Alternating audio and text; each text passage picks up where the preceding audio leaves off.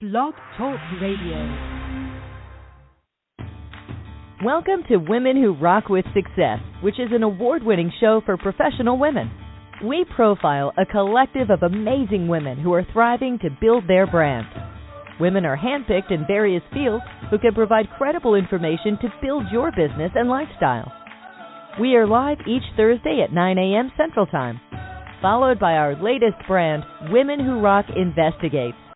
To learn more about us, go to our website at www.womenwhorockwithsuccess.com. Now, let's join our podcast host in the studio, Mrs. Diane Winbush.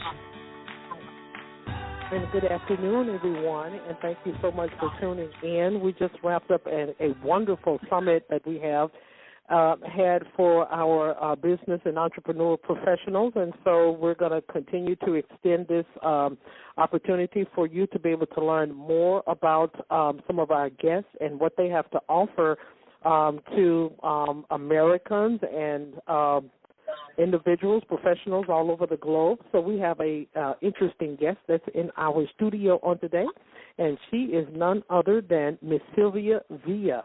And she's going to tell us and share with us, and we're going to kick back and we're going to learn a lot about some of the things that she has to offer and how she has been so profound in maintaining a consistency as to what her brand. So good afternoon, Silvia, and welcome to the broadcast.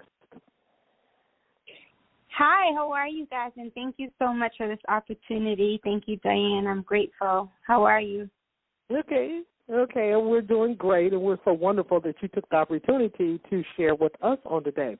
So we're going to kind of go back a little bit further before we start to get into the dynamics of what you do. So kind of share with us a little bit about you. What were you like growing up, and then what kind of compelled you to kind of get into even some of the brands that you offer on today? Oh, wow.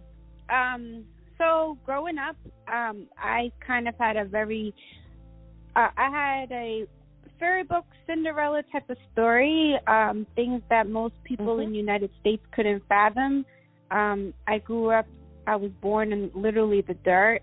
I was born in Guatemala in a village close to the jungle. I didn't have any shoes. I grew up in a war, and I grew up in a very abusive home. So so that's how I grew up, and then I was an orphan. But what really, I guess, changed my life was being adopted when I was about 7.5 years old. Okay, great. And sorry, so, do you want me to go ahead? I'm sorry. No. Go So ahead. I don't know where you want me to go from there, because that's a lot. Okay, absolutely, because now most of the women that we have, they're open, okay? So take for example, I think back in 2014, one of our guests, they were like they was a news producer, and then, of course, we hit the recession and what have you, and she just let it all out and what have you, and so, of course, she got, downsized from her job. And so most of the individuals that we have on the show, they're professionals, they're corporate American women, they're celebrities, and they come from an impeccable past. I've heard worse than yours, so don't be afraid to, don't be afraid to share whatever you need to share, because this also helps our audience to know that they can be able to continue to thrive, corporate American women, because I'm telling you, it's a lot of women on here. I think one we had, she's in the figure digit income annually, and so she come in one day and she was playing with her daughter, and so I'm just trying to help you to kind of, loosen up. You're free.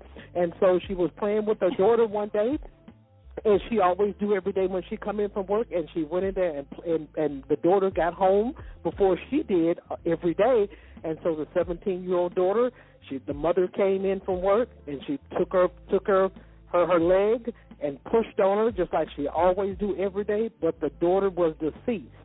And so this woman, the daughter had passed away for some reason, And so after that, the husband walked out on her. It was divorce, death, and she was going through so many other things. But this entrepreneur did not stay there. She had to pull up her pants and find a way to create it, and now she's making like in the 7-digit income. So no topic or subject or past that you can bring up on this show can be an embarrassment. I'm telling you, there are some impeccable women that has been on this show. They have been walked and drugged and trashed through the mud. I'm serious, and so that's the reason why I love it. And, you know, so I can be able to hear women's heart, and then I can be able to help the audience to be able to understand, too, that everyone didn't grow up with a golden spoon in their mouth, or they did not grow up with the silver pass, you know, with the halo over their head and the wings on their back. There are some women that has been on this show that has really went through, and I'm going to tell you another story, and then we're going to move on. So one of the our guests that we had last year, actually, Queen Elizabeth actually signed an MBA for her. She was awarded an MBA.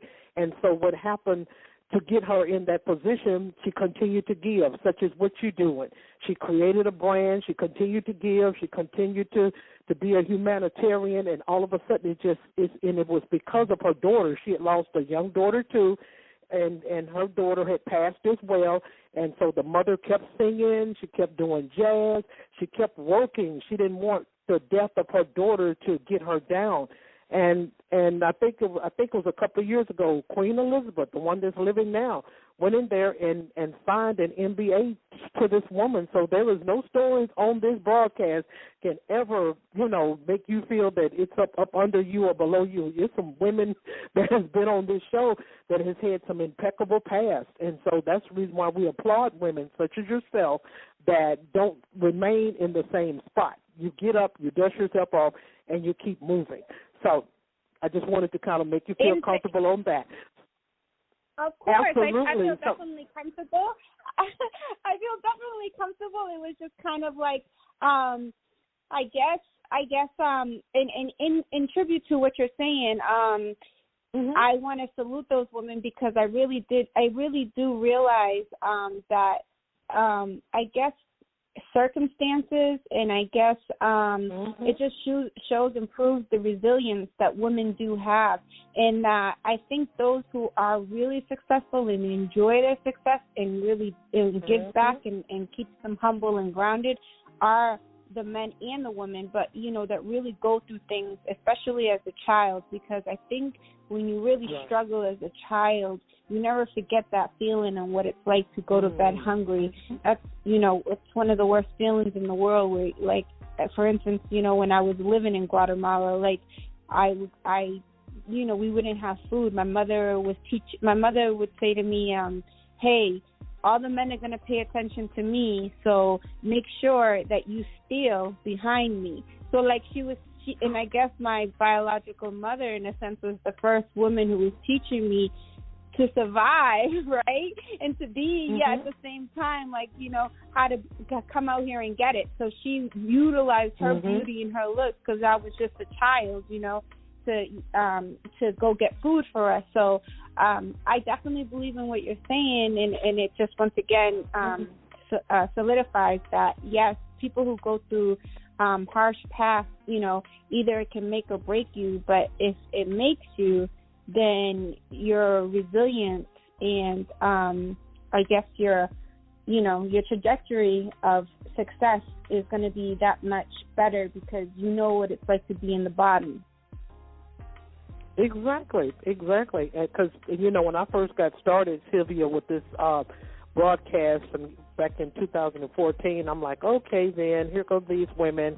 Okay, blah, blah, blah. But once I learned, I'm like, okay, look where they are. Okay, we also had the opportunity. Here's another one that we interviewed, and she was Veronica Gray, and that was back in 2014, of course. And she played, she was like a humanitarian for sharks or what have you. And then she also, Veronica also played in a clip with the movie called Blue Chips some years ago with Shaq and, I can't think of the other, I think it was Nick Nolte. And so these ladies have came from a impeccable past. And I just sit here, that's all I do. I sit in the studio and I listen to them, I cry with them, I sympathize with them, and then you look at where they came from, and then you look where they are today. And so that's the reason why I guess we're still on the broadcast, listening, sharing, and being willing to go through with them, and then for them to be able to triumph over all of these things. And so I think that is such a wonderful thing that you all are doing to be able to share. So even when, you talked about you were in an orphanage, so let's kind of stay there for just a second, and then we'll move on to the next segment. So even as an orphan, so did you have big dreams back then, or did the dreams kind of come a little bit later on after you kind of maybe reached the adolescence maturity of your life, like say 12, age 13, age 14, or something like that? When did your dreams begin? Because sometimes, like I say, we can be in the whale and we don't know what's going on when we're at the bottom of the whale. But then we start to dream, and no, this is not where I want to be. I don't want to be here forever. So what kind of compelled you, or what was your passion even back then as a child to be able to compel you to where you are today? Okay, that's a great question, and no one's ever asked me that. First of all, I didn't speak not one word at all because of the trauma between seeing all the murders, from the war, between the abuse that was being conflicted on me and watching my mother be abused, and then being given up in an orphanage. So the power, you've heard of the book The Secret, right, where it's called, the power of thought and universal law. So I knew I was dreaming, honestly, at 4 or 5 years old. I would run away barefoot with like pebbles in my feet and sticks in my feet, glass, and I would just run away anywhere in my own solitude and pray. And I would envision, literally close my eyes and envision a place.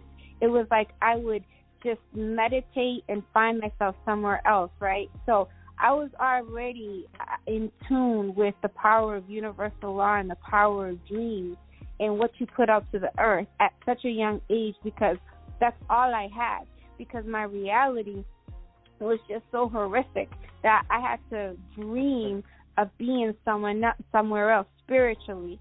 So, and I didn't talk, and I refused to talk because my stepfather wanted to get emotions out of me, because that was his form of control. So he wanted to see me cry. He wanted to see me in pain. He wanted for me to say stop.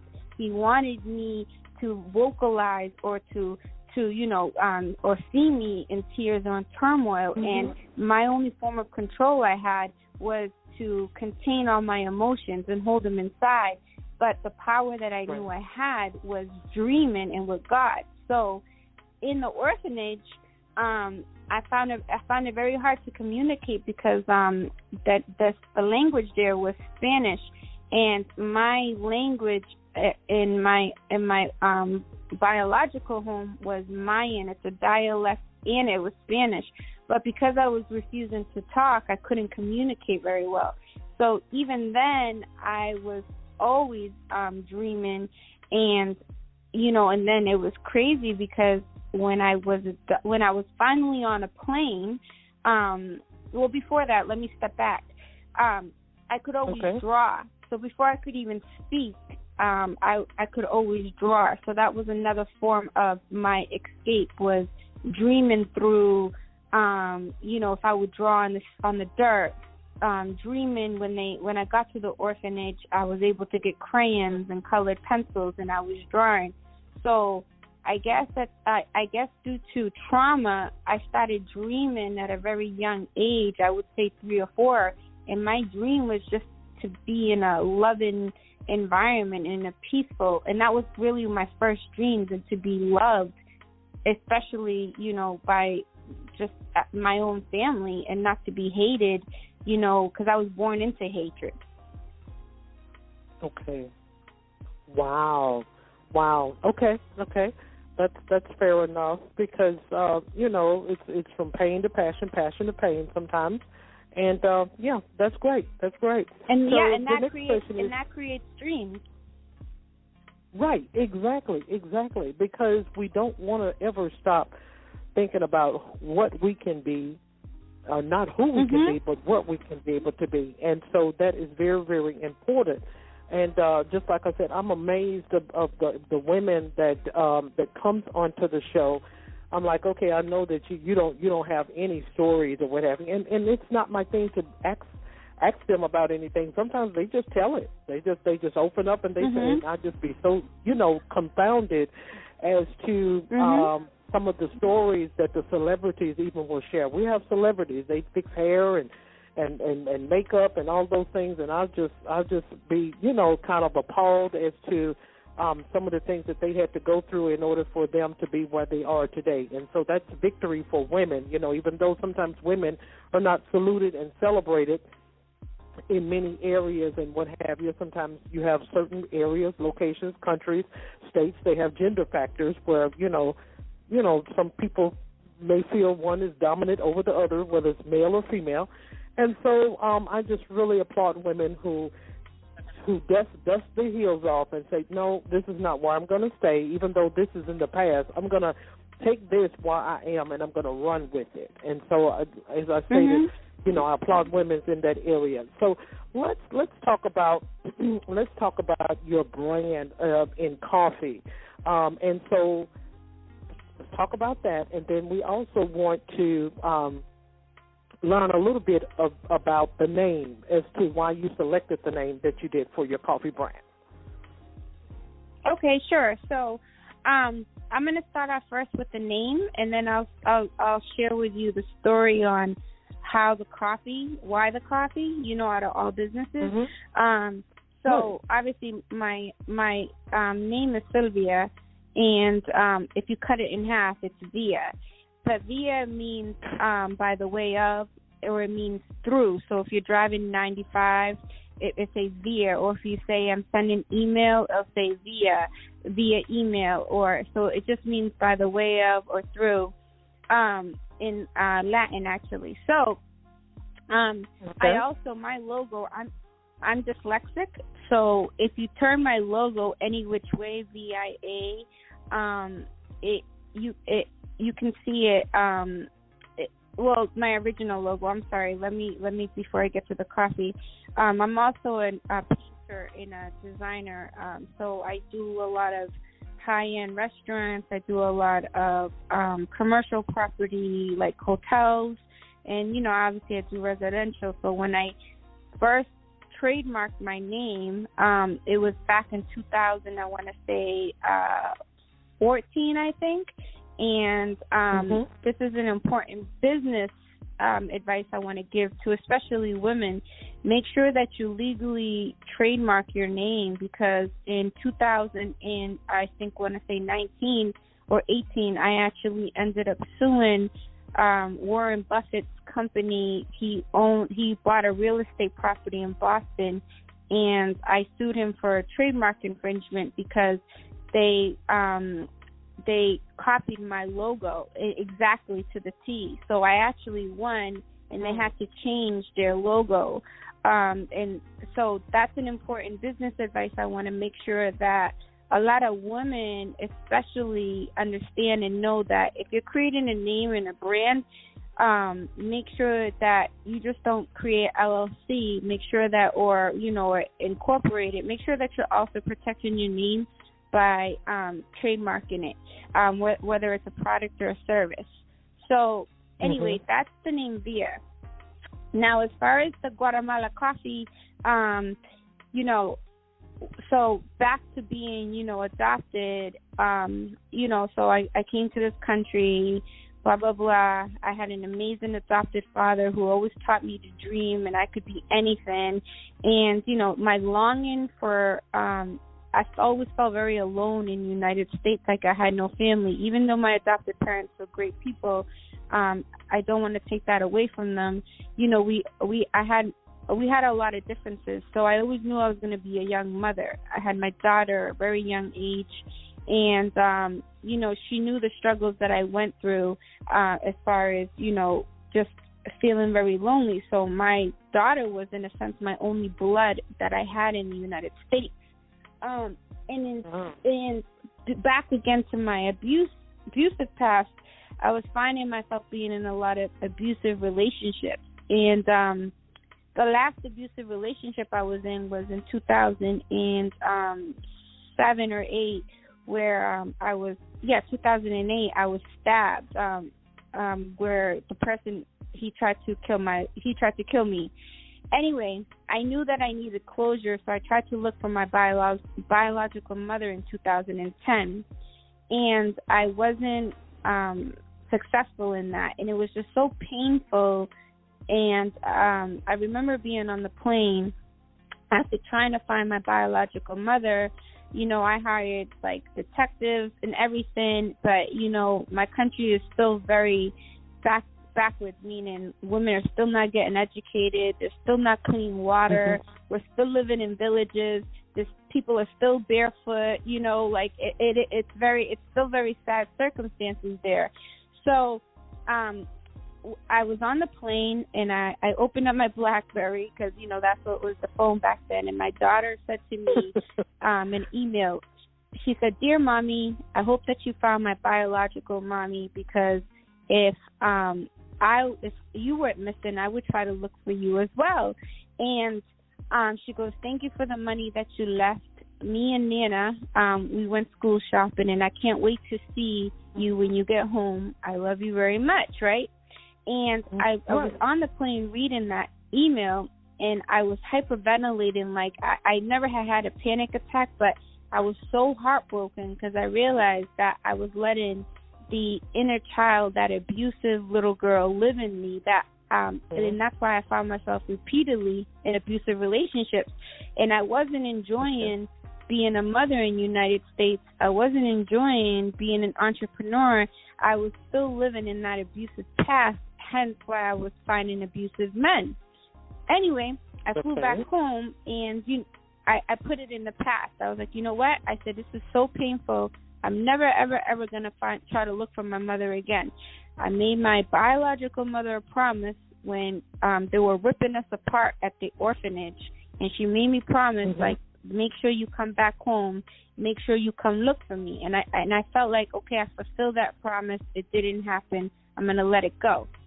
So during COVID 2020, behind my back, my daughter, who is half Liberian and half Mayan Indian, her being a curious young 20-year-old woman, she did a DNA test because she wanted to know about her African side, and then she wanted to know about her Mayan side. And behind my back, because she knew it was so painful for me, she started looking for my biological family. So, while everybody was going through this awful time in COVID, I literally had the most miraculous miracles happen to me. My daughter found my biological family, and she did it through her DNA test. And what had happened was, when my mother had given me up, my biological family, they were so enraged, and my mother was so ashamed, but because she knew that my uncles or my aunts, any of one of them would have taken care of me, but she was so scared for my life that she knew that my stepfather, he told her, like, if you don't get rid of her, meaning kill her, he was demanding that my mother kill me, that he would come find me and kill me. So what she did is she did the most heroic thing and give me up. But she was in so much shame that she didn't tell my aunts and my uncles. So when they found out, the orphanage, what happened was they were looking for me. So when a couple of my biological uncles ended up coming to the United States, and one of them joined the Mormon family, and the Mormon religion, I should say. And apparently, I guess a lot of Mormons leave the religion. So my nephew, which I still haven't met, was very good in computers. So they asked my nephew, hey, will you do it, people who are missing from our religion? In saying that, my uncle, who I didn't get to meet because he passed away, said, look, we've been looking for our niece for 30-something years. Will you please look for our daughter and look for our niece and set up this DNA stuff, right? So here my nephew did all that. So when my daughter did the whole DNA test, my nephew reaches out to my daughter and says, hey, we're cousins, and by the way, we've been looking for your mother. So my daughter, being like, she doesn't trust anybody, right, and she's very protective of me, is like, who are these people? Are they trying to scam us? So she's asking questions, and then my nephew says, was your mother an orphan, and is your mother's name, Silvia? And we've been looking for her. We thought that she was in Canada. So anyway, he goes, I'm not the best to answer your questions, but my uncle lives in Los Angeles, and my uncle Edwin, and he can give you more details. So my daughter calls my uncle, and she's like, hi, my name is Chanel. And she was like, I think that you're my uncle, and I think that, my mother is, your sister's daughter. And he started crying, and he was like, is her name Silvia? And then my biological mother's name is Delia, and nobody knows that. So he said, my sister's name is Delia. And he just started breaking down and crying, and he said, oh, my God. He's like, we've been looking for her and praying for her every single day and night. We light a candle for 30-something years. So my daughter is, like, in shock. So she comes over, and she says, Mom, I'm going to come over. It's 11:30 at night. And she's like, I'm going to, and she just comes over, and she's like, we're going to call somebody. She still doesn't tell me. And then she goes, hey, Uncle Edwin. And I'm looking at her like, Uncle Edwin? And then she goes, Mom, I want to introduce you to your biological uncle. And I'm like about to cry. And from there, we just started talking. And I was like, oh, my God. This happened in August in 2020. So I knew right away that I had to fly to meet my uncle. In saying that, obviously he tells the whole family. I find out that I have a baby sister in the United States. I actually have two, but I met the first one in Atlanta. Her name was Rosemary. So in 2020, I flew in late September. I flew to LA first to meet my biological uncle and my cousins, who, mind you, do the same thing as I do as far as fashion design and art. And all this time, my uncle has been in the United States for 20-something years. I met my uncle, my two cousins, and then I flew to Atlanta to meet my biological sister, baby sister, for the first time. Now, before I left my country, I had remembered that I had a brother and a sister, but I didn't know that my mother continued to have, other kids. So I met her for the first time. And then I flew to Guatemala to finally reunite with my biological brother, my biological baby sister, my aunt, and my uncle. And I have friends and family from I have friends from the United States who live in Guatemala, and they hosted the family for me. Now, remember, I don't speak my language, so they had translators for me, and we were able to reunite. So I promised myself, I said, every year in October, I'm always going to go back for my birthday to reunite with my biological family. So this year I did the same past thing in 2020, this past year, 2021. I went back and I reunited with my family again. And in saying that, I hadn't met my cousin for the first time. So I went to another village and I met my cousin. And he's like, hey, Prima.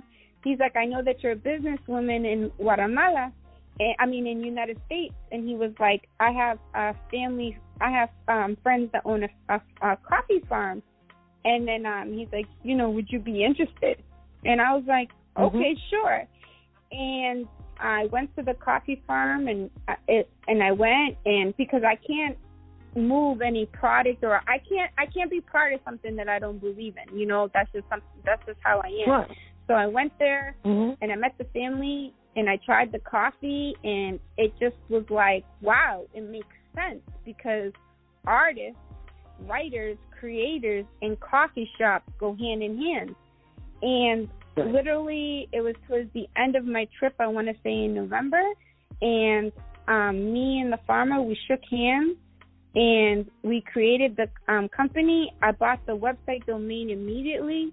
I called my lawyers, and then within December, I had started the company, and my first shipment came in February, and I've been selling out since then. So Viagatemalacoffee was born.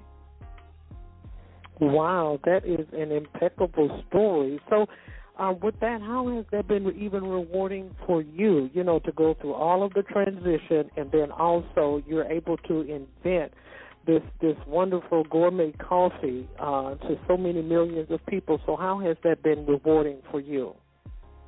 How does that fulfill you on the inside to be able to? It's been so rewarding for me. And another reason why I was so excited to create the company was because, I know Starbucks, and I know Dunkin' Donuts, and I know Peet's Coffee, and I know whatever, all these coffee companies get their coffee from my country. Okay, we're top 10 in the world for distribution of coffee. But the problem I'm having with these companies, especially Starbucks, which is a multi-billion-dollar company, is you come into my country, right, and you take the resources, and then for marketing purposes, you put on your wall and you say fair trade. But I don't see any schools. I don't see any hospitals. I don't see any education centers for women. So me being a woman of color and just being somewhere, once again, from countries where we have all these natural resources and we constantly get exploited, I felt that it was just something like it was not even just it wasn't for money for me why I started. It was like a calling and a purpose where almost like God put this in my face and was like, you need to do this to help your people. And I just was like, I started getting really disgusted because, people in the United States go spend $5, $6, $7, even $10 or $20 a day on a cup of coffee, making, I hate to say it, just an older rich white man rich, and they come in and take in the resources, but you're doing nothing to give back to the people. So I made it my point and my mission to say, okay, what can I do with the farm? I'm going to pay my farmers more than the average pay in Guatemala. I want to make sure that women are working in the farm. And with every single bag of coffee that someone gets, they get a thank you card with our mission statement saying that we pay more than the average pay, saying that our mission and our hope is to help build shelters for women who've been abused, because abuse is such a prevalent thing there, domestic violence, and to help orphans, because obviously, I was an orphan. So the reward for me obviously is amazing, because I know that not only am I helping to help the economy in my country, not only am I helping, I'm helping about 50 families currently right now in the farm that thanks to the business and the people who purchase, we're able to help these families as well. So, but I'm also so grateful and happy that people get to taste something from my country. I love my country so much. So I get to import something from Guatemala, and they get to have a little bit of just my country, and they're like, and the coffee is amazing. So it makes me happy to know that people wake up in the morning and I help put a smile on their face to quality coffee. Okay, great. So what are some of the takeaways? When I was coming up back in the early 70s, late 60s, and what have you, I think Taster's Choice was one of our coffees here in America, and I think another one was Maxwell House. That's another brand, and I think the Taster's Choice brand has kind of gone off the shelves now here in America. You really rarely see less of it unless you order online.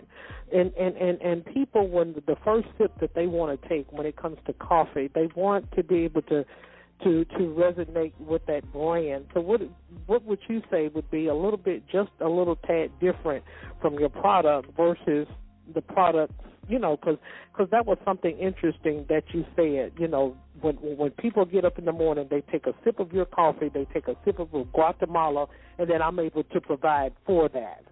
So, what are some significance from what you provide versus just an ordinary coffee brand, I guess I would say? Perfect example, and I challenge every single person listening to this to go into their K-cup or go into their whatever coffee they're sipping, if it's not mine, and I want you to open up the seal of, say, your K-cup, or I want you to open up your bag. The first difference that you're going to see is you're going to open up your product, and it's going to be like powder. You don't, the coffee that everyone is drinking right now in the United States, God knows how long it's been sitting in a warehouse. With my coffee, when you open up, first of all, you can smell it through the bag. But when you open up my coffee bag, you can literally see the minerals from the volcano. So Guatemala has 273 volcanoes, only one active. And that's what makes our coffee so good, is the soil and the richness. But also, I pride myself that even if I do get a warehouse, which that's the goal, I will not have my coffee sitting for months in a warehouse, never mind years, and then ship it, because that's lousy quality. So when you open up my bag, the biggest difference, and I challenge everybody right now and who's listening and any of your followers, please open up your own, whatever coffee you have, and you're going to open it up and it's going to look like powder.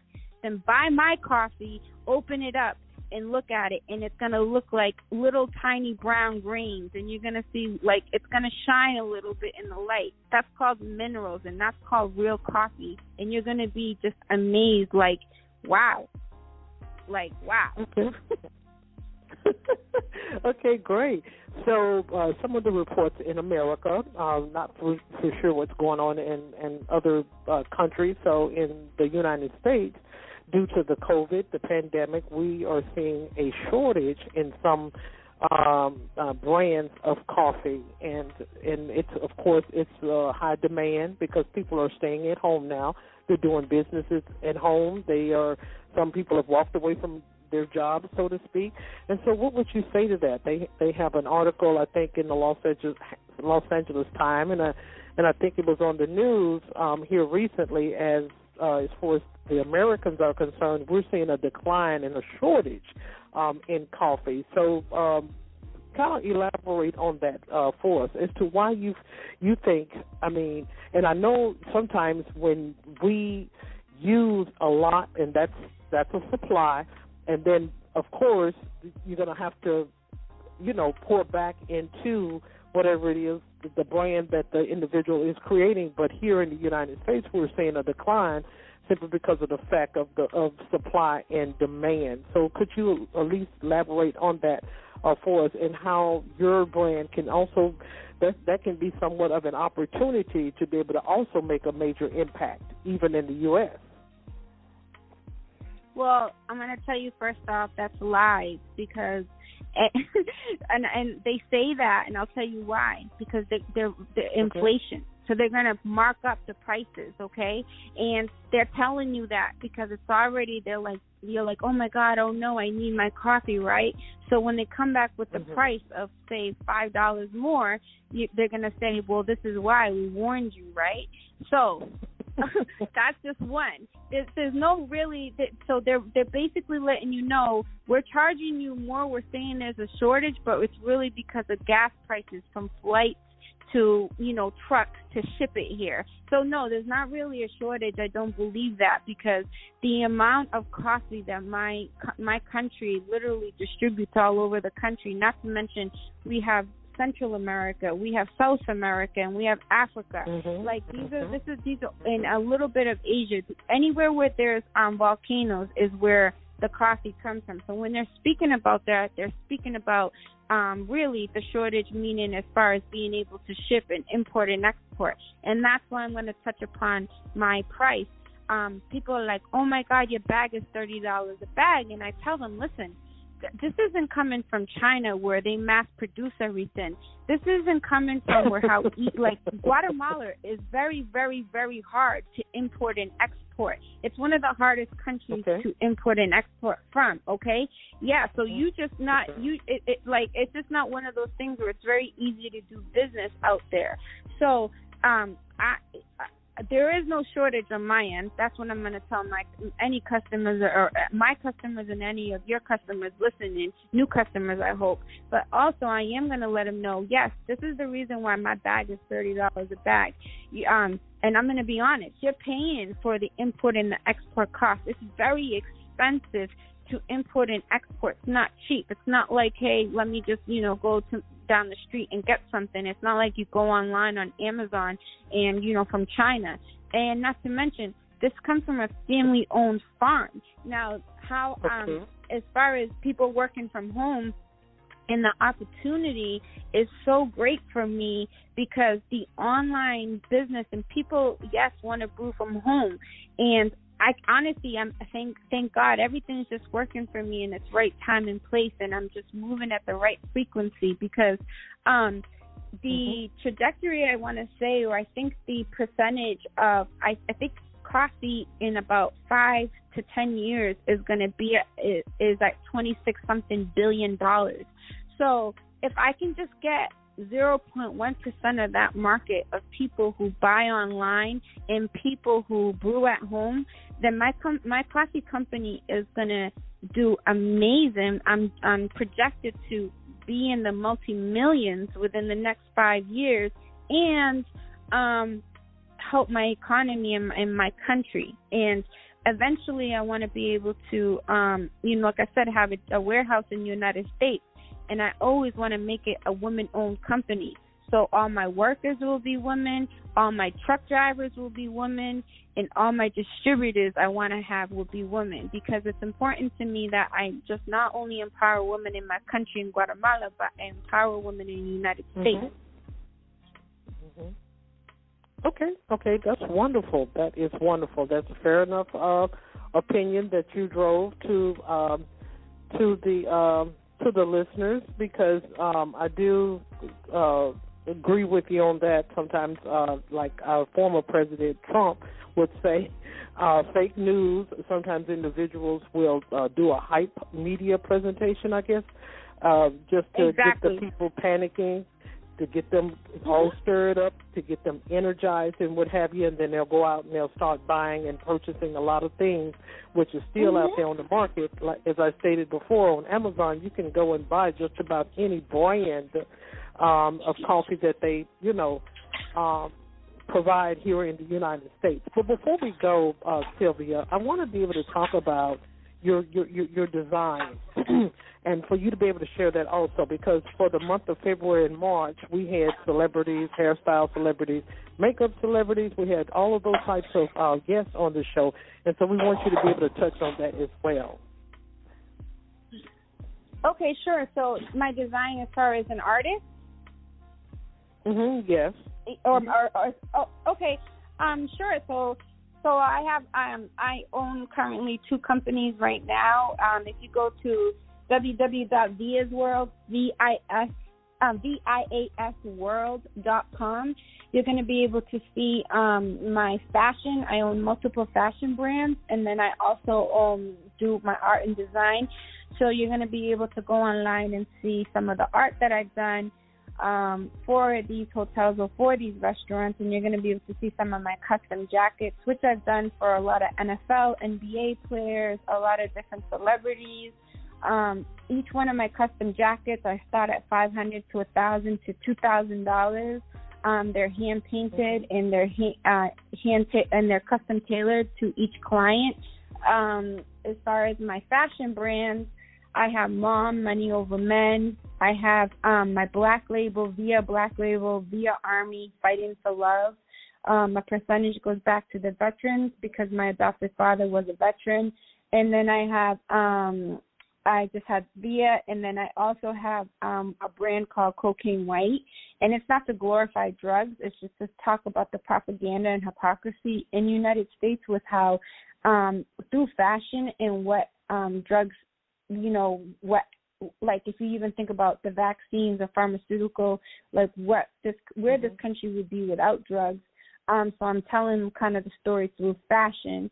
And then, again, I have Viagatemalacoffee, which you go to www.viagatemala, coffee.com. And again, what they're going to do is both companies, they're going to feed off each other.